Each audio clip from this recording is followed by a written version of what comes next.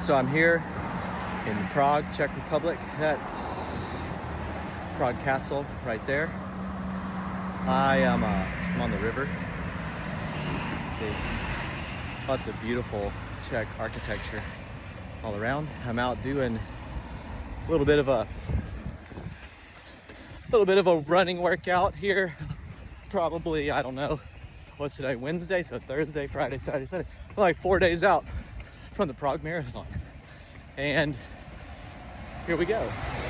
So, been traveling for the past 2 months through Europe, primarily living in Italy with my wife and kids, running races, going to mass, and just living life and having a family adventure. Because what's life without a little bit of adventure and a whole lot of chaos?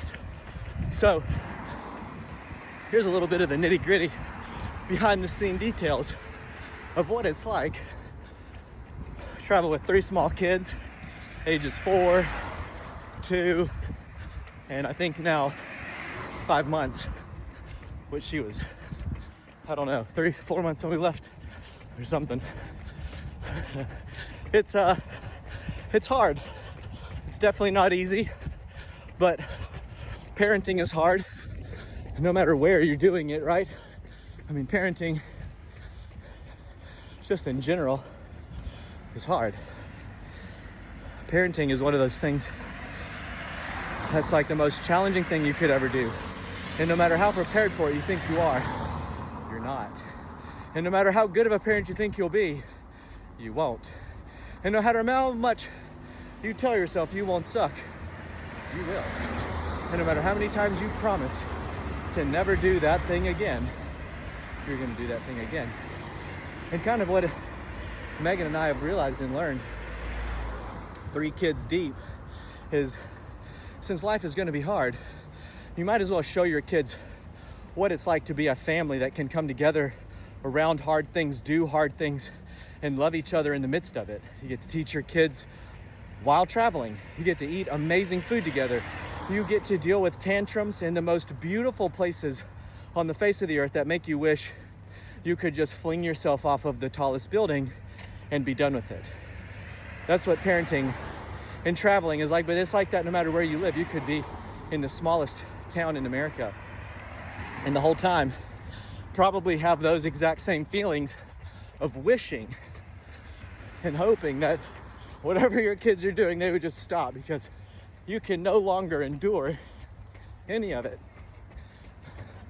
One of the things that helped me, not just in parenting, but in life, big time, was I used to hear that phrase, or I go with that phrase, you know, when life gives you lemons, make lemonade. Then, I think it was a year or 2 ago, David Goggins made a video where he was out running past a bunch of people here. David Goggins made a video in which he said he hates that phrase, when life gives you lemons, make lemonade.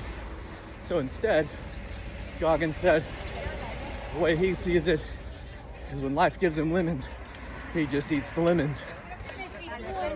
And I thought that was hardcore and kind of cool in a way, to just embrace the suck or whatever, at least when it came to fitness.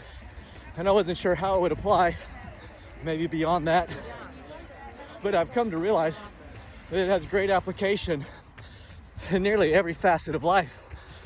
I think the problem with the idea of making lemonade is it tries to minimize the idea that sometimes things just suck, and you just have to deal with the fact that things suck, right? Lemonade's sweet. Oh, I got this crappy thing, this sour lemon. Oh, I'll just turn it into something sweet and delicious. Lemonade. And that's not really life, is it? Because most of the time when things suck, they just suck, and you have to just swallow it. So maybe learning to just eat the lemons really is a better way of expressing that thought. So for me, I'm trying to apply that to being a father, and whether it works or it doesn't, who knows? But in some ways, it has helped a lot more, because when my kids have meltdowns and tantrums, I just say, well, this sucks. And then I just go from there. And they're just gonna have a meltdown or a tantrum and totally ruin whatever serene moment preceded that tantrum. And I can't fix it, and Megan can't fix it, and there's no amount of sugar that's gonna sweeten it, literally or figuratively, right? It's just gonna be one of those moments.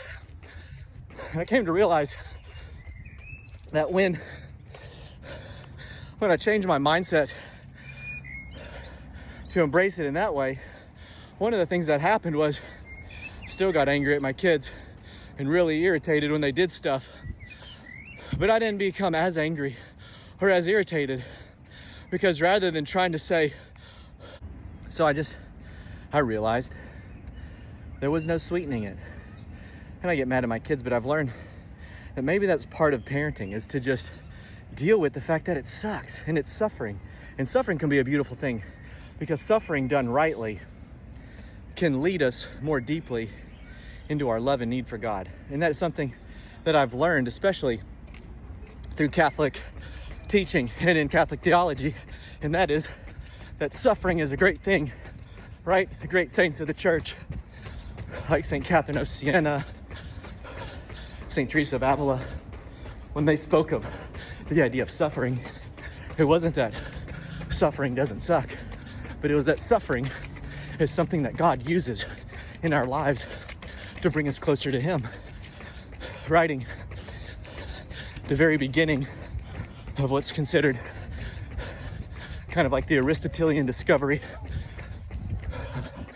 or the rediscovery of Aristotelian metaphysics during the Middle Ages, the very first thinker to do so, William of Auvergne, who was the Bishop of Paris at the very beginning of the 13th century, William comments on the fact that suffering seems to be necessary to lead us more deeply into recognizing the eternality for which we're made, so that we don't fixate on the temporal things. Oh, life is so good right now because I just kind of became lucky in life, or, my kids don't have meltdowns. Things are so good. But rather, he saw it as suffering is necessary, because suffering keeps us always mindful that at every moment of our life we need God, because no matter how good we may have it, suffering is always kind of right there, right? Eating lemons is kind of always the reality. You just always got to eat the lemons. And so here I am running through Prague. I don't know if I'm eating lemons right now. Trying not to run into anybody or eat the bumper of a car. But Charles Bridge, going under it. But yeah, it's a very helpful thing to keep in mind, especially if you're a parent. And that is that being a parent is hard. And people who travel with kids, I don't know, maybe it's even harder. Like maybe I enjoy suffering. Maybe that's why Megan and I do it, because it is suffering. It's exciting to suffer in different places, to be surrounded by history and beauty, but nonetheless, it's suffering. We were driving from Milan down to Tuscany, winding through the mountains a couple months ago, and I didn't think we were ever going to get there, because my kids, especially my two girls, they just would not stop crying. Victoria, who's the baby, cries for obvious reasons, because she gets hungry she needs to nurse or whatever, has a dirty diaper. Ava, who's 2.5, cries because riding in a car sucks for her. It always has. So she doesn't like it. And so there we are, trying to have this peaceful family drive through kind of the Italian countryside into Tuscany, turned into me just praying that maybe we would find a flux capacitor somewhere and I could just speed through time and get to where we were going to be living for a while and be done with that. Because I really didn't. I was like, what are we going to do? I think we spent like an hour at this random rest stop in the middle of nowhere on a mountain because Victoria just kept needing to nurse, which is another thing that you run into while you're out traveling is kids get dirty diapers. There are no bathrooms to just stop and change, so you get used to changing diapers in your lap. Or Megan has to get used to just nursing the babies as we walk around a city or finding, a park bench to sit on or to just do it on the curb. So everywhere we go, it's tough. But we found a way to be joyful in it because we're doing it as a family. For me also, came over here at like the peak of my fitness. I was running in Milan, picked up some really stupid tendonitis in my Achilles, and it kind of screwed me up going into the half marathon in Florence because my training had dropped. And then, if you've ever had tendonitis, it becomes sort of this game of how do you deal with the inflammation and how do you recover and how do you still work out, because there's not really a way to stop like the progression of inflammation without enough rest, enough things to reduce inflammation. Like there are some naked baby statues. That's super weird. A ton of people over here in this park. And so I came in hoping to run a big PR in the marathon this weekend, and now I know, hey, things get kind of put sideways. Injuries happen to everybody, and so when I run it won't be a PR, but it'll be a great run. It'll be a great workout because I've had a great time being over here and just being with my family and getting to run through some of the greatest cities in the world and racing on some of the most beautiful closed courses. Right? I mean, I got to run through the streets of Florence with the whole city shut down for our race.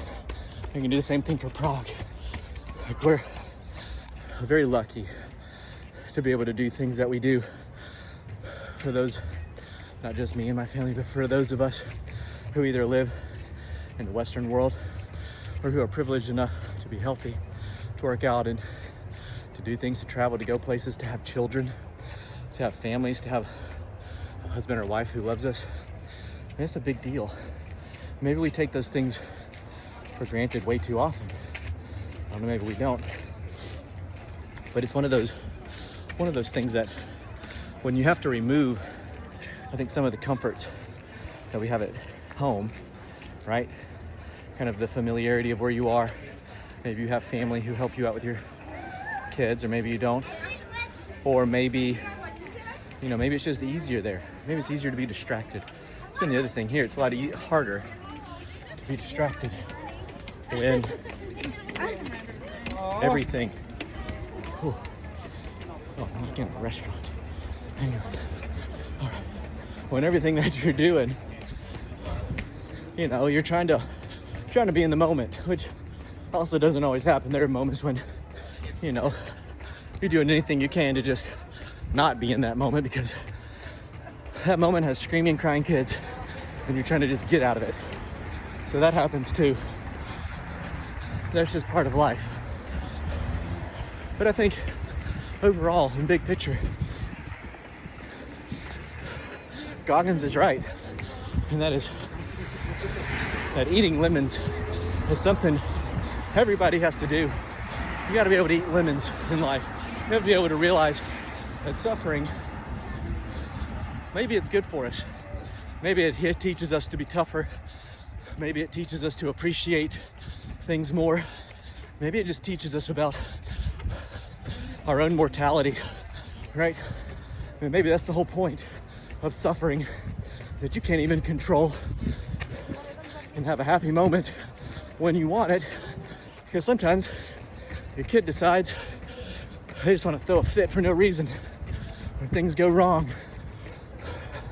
But we were in Milan. Look at this. We were in Milan.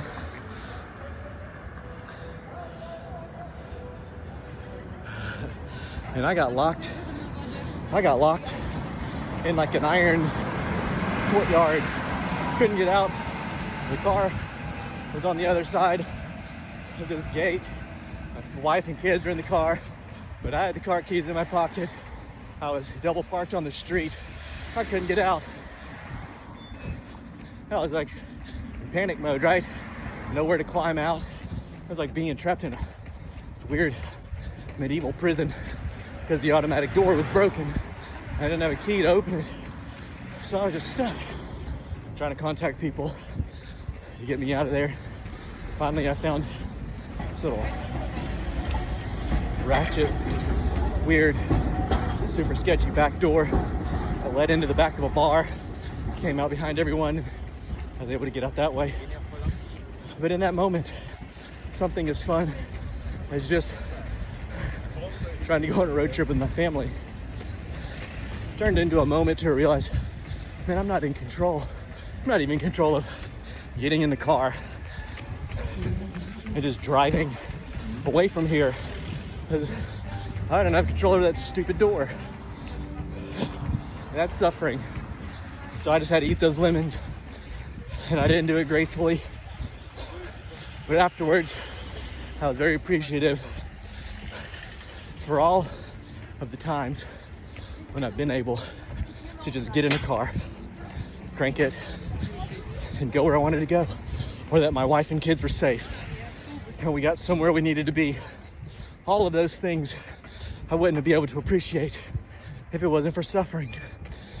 So suffering plays a huge role, right?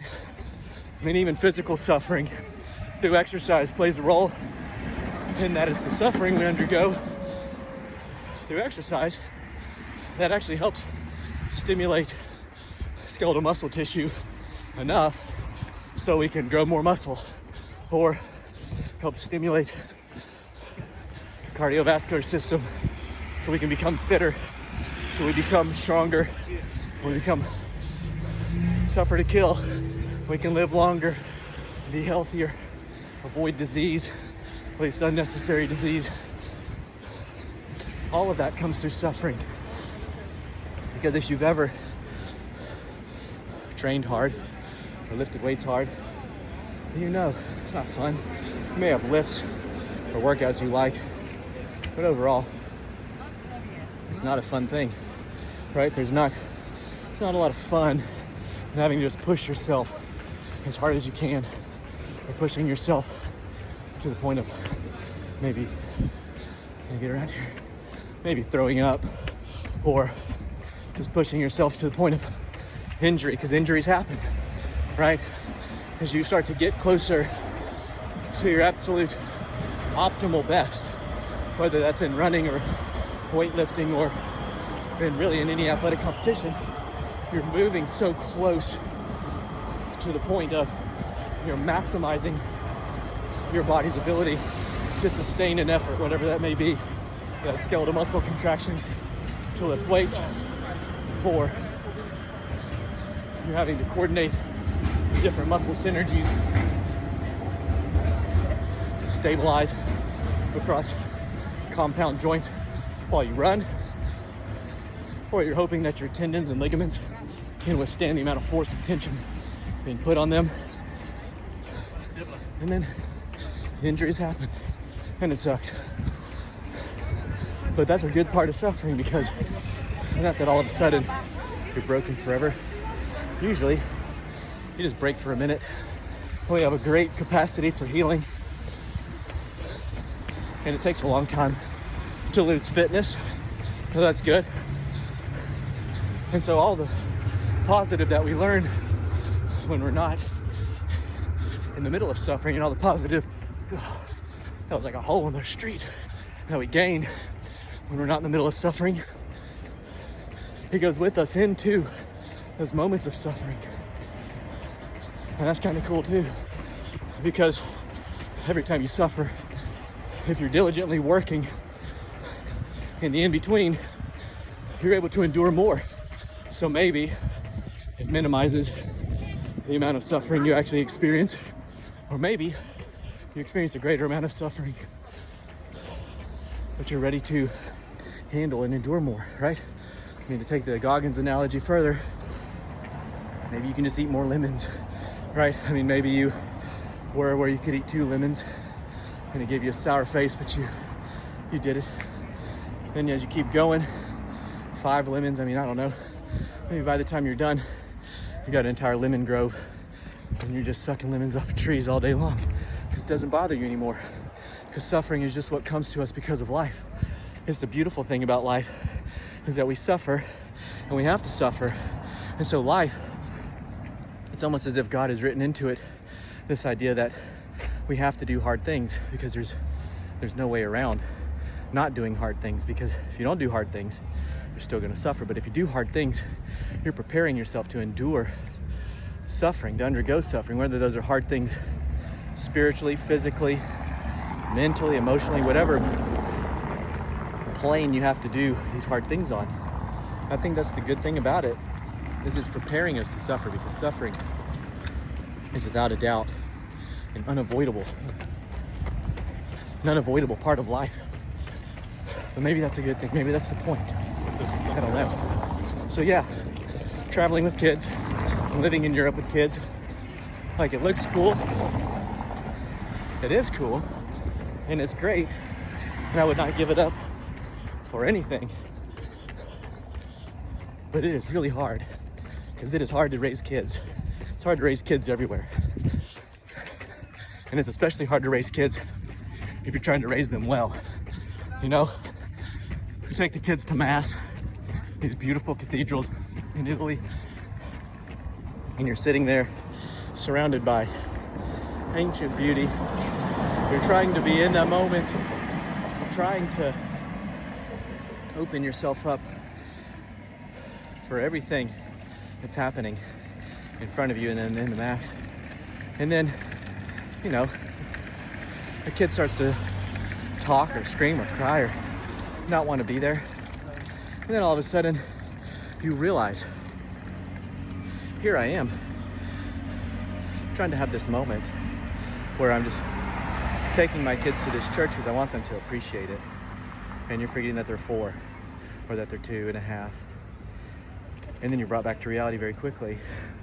That having kids is a wonderful thing, and having kids is a very hard thing. And here you are in this great place to realize that. You're here at church. You're here before the Holy Mass. You're here at a place where God is offering sacramental grace through the Eucharist to you for no better thing than because you suck as a parent, and you desperately need God to reach deep within you and help you be a better parent. I mean, what a great place to be, to have to kind of be reminded of the suffering that comes from parenthood, right? I mean, you could be reminded of it anywhere, but maybe that's the best place. Like maybe that's part of what we should all experience. Maybe that's why taking kids to church is such a good thing. Not because it's fun, because it's definitely not fun, and not because it's only about some type of early catechesis where, oh, if I get them in early, this will be the formation that they experience. But maybe taking our kids is part of what makes us holy people, right? Or at least holy parents if we allow it, because we have to be confronted with our own wretchedness, our own miserable existence. The fact that we're getting angry at our kids, and here we are trying to be at church, we're angry at our kids. At least for me, I realize, oh my goodness, my kids offend me acting this way. How much more do I offend God with the way I act and behave, or even with how I parent my kids sometimes? I get angry at them, but then I expect God to not be angry with me. If God can show me that kind of grace so undeservedly, maybe maybe that's what I should show to my kids. Maybe that is part of suffering too, right? Maybe God uses it to show us ourselves and to teach us about ourselves so that he can teach us to be more like him. So I don't even know if this video has made any sense. I've been trying to not get lost in the city and run a decent pace. I've been running like 6:20 per mile, I think, in traffic, so not bad. But yeah, it's just a thought on what it's like to travel with kids and maybe the meaning behind suffering, right? Maybe suffering really is a good thing. Maybe being tough really is what life is about, right? Because you have to undergo suffering no matter who you are. You have to endure it. So you're either too weak to endure it, or you become strengthened and you learn to endure it. And you can learn to endure it and be strengthened physically through exercise.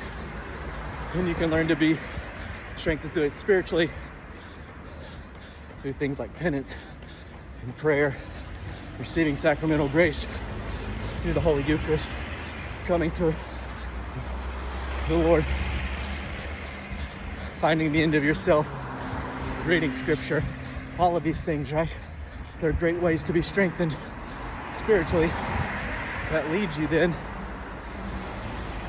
to being stronger and able to endure more suffering. So there you go.